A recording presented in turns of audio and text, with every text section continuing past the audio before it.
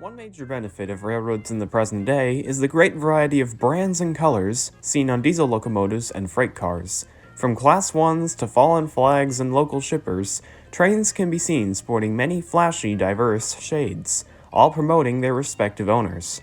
But even then, there are many recurring patterns in how trains are colored. Boxcars are brown, cabooses are red, tank cars are black, and reefers are white. Obviously, there are exceptions to all of these and more. But even so, how did these now well-known themes come to be? In the days when the train was still a new idea being expanded on, paint schemes were not as much of a prominent feature system-wide. Steam engines were given fancy schemes, but many freight cars were kept in their wooden shade. Even as boxcars began being made out of metal instead of wood, the brown color remained, as it was considered inexpensive, readily available, and even gave some level of durability against rust. But as the railroads grew in size, the brownish shade trend was gradually dropped to instead advertise the respective railroad, although many boxcars can still be found in the original shade.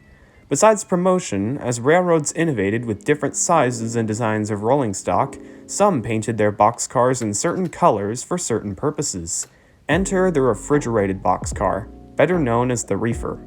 While many reefers were initially painted in orange or yellow, partly to advertise their service, a simple white color soon became popular, as the white is able to reflect sunlight and keep the perishables cool on the inside. Nowadays, while there are reefers marked for many shippers, all of them share the same white color for the purpose of keeping the load fresh. Thankfully, although most railcar colors are given for the purpose of publicity, many others are painted in certain ways for the single yet essential purpose of safety. Tank cars, like boxcars, carry a large variety of freight. Also like boxcars, the majority of tank cars are painted in a color that's cheap and easy to get: black. That is done, in some cases, to absorb sunlight and keep the contents from freezing, but also to better camouflage any possible leakage. But tank cars come in colors other than black, whether it be for show or to be used exclusively with certain loads. While these cars carry some of the most hazardous materials on rails, many of the modern tank cars are constructed with layers of protection. So while the color sometimes does carry a specific purpose, depending on the cargo, in some cases it won't affect the load too much. But one railcar in particular never carried much of a load, besides the train crew and their living quarters. Despite that, it's become one of the most recognizable aspects of railroading. This is, of course, the caboose.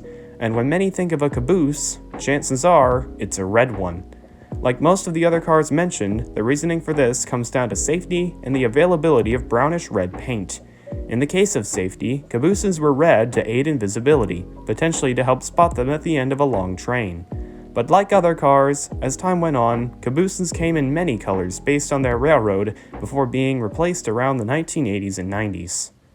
For a business so deeply rooted in industry and corporate actions, the railroads are still a business of many colors. Even today, certain railcars are given certain paint schemes, whether it be because of how they were built, for safety purposes, convenience, or simply to catch the eye of onlookers.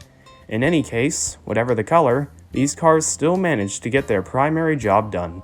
That is, moving the commodities that this world needs, while also making the job of transportation a bit more interesting along the way.